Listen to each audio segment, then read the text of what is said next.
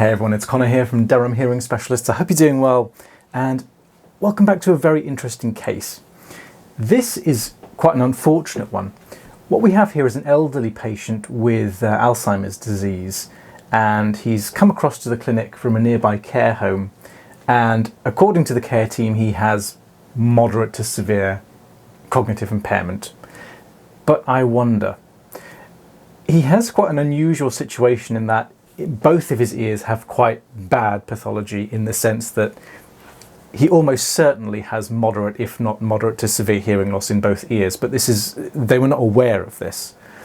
So in this ear, obviously we have some quite normal earwax, there's nothing to write home about, but lurking behind there is quite an obvious case of glue ear, and which you would otherwise, so right there's his eardrum. I'm going to choose a frame to pause it out, maybe like there.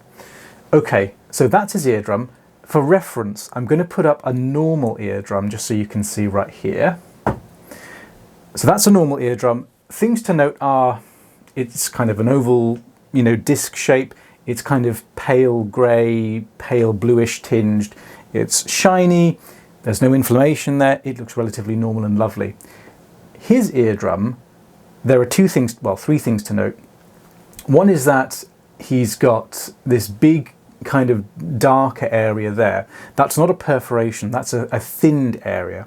Now this gent was a boxer when he was younger, and there is some clinical history to say that he had perforated eardrums at one time, because obviously he's been whacked on the side of the head. But what that area is a healed perf, okay? So the eardrum has had a hole in it, and it's healed up, but it's healed very thin. Okay, so it's healed up without its, strong middle fibrous layer made of collagen. So that's a thinned area. That little white cloudy bit is scar tissue. Doesn't really matter. But notice how, there's kind of a yellowish, browny, kind of straw-coloured tinge to that part of the membrane. That means that trapped behind his eardrum, there's loads of fluid, which we call glue ear, middle ear effusion. You could call it otitis media with effusion, serous otitis media, mucoid otitis media, whatever. But the point is that his middle ear space is filled with fluid. That's bad. I'm going to unpause it. That's bad because he's elderly, as I mentioned. So as well as undoubtedly some age-related hearing loss lurking there underneath, on top of that, he's got, fluid trapped behind his eardrum, and that does cause quite a hearing loss. So, already he's not in a very good situation.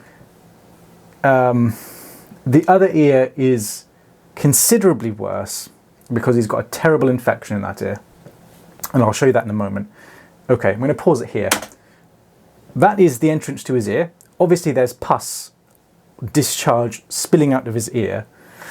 The thing that I want to point out is that little bit there up at the top. See how it's kind of like mucousy, kind of snotty. That is almost certainly, when you see that kind of thing there is almost certainly a perforation of the eardrum. See, it sounds a bit rank, but the mucus, the discharge, does have a kind of mucoid snot quality to it. And that means that there is an infection in the middle ear, and that pus and mucus is then spilling out of the perforation into the ear canal. That obviously accounts for the vast amount of discharge that we're having to suction out here. So, and again, this is causing almost certainly quite a hearing loss that's already layered on top of his age-related loss.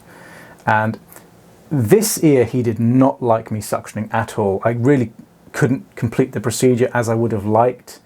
I keep having to stop because he's, really protesting. But right there in the back, can you see that little kind of bubble? I'll pause it here.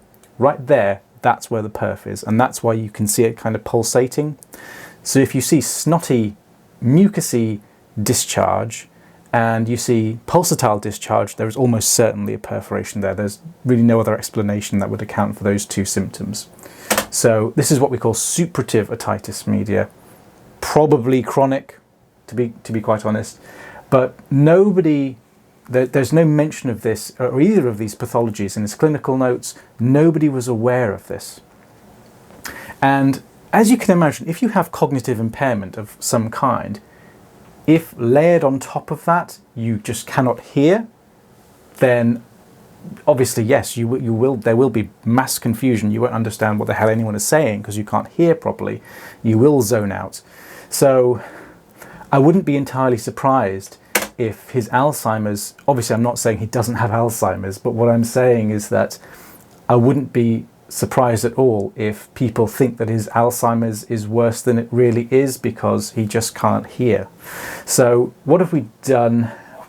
I strongly suspect that this is going to be very difficult to treat these two things, but I've taken some video, I've taken some photographs, I've sent those off to his general practitioner doctor.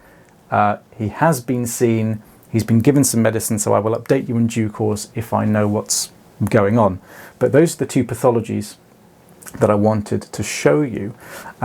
Interesting case. If you have any questions, leave them down in the comments section below and I will try my very best to get back to you. And of course, I will see you guys on the next video.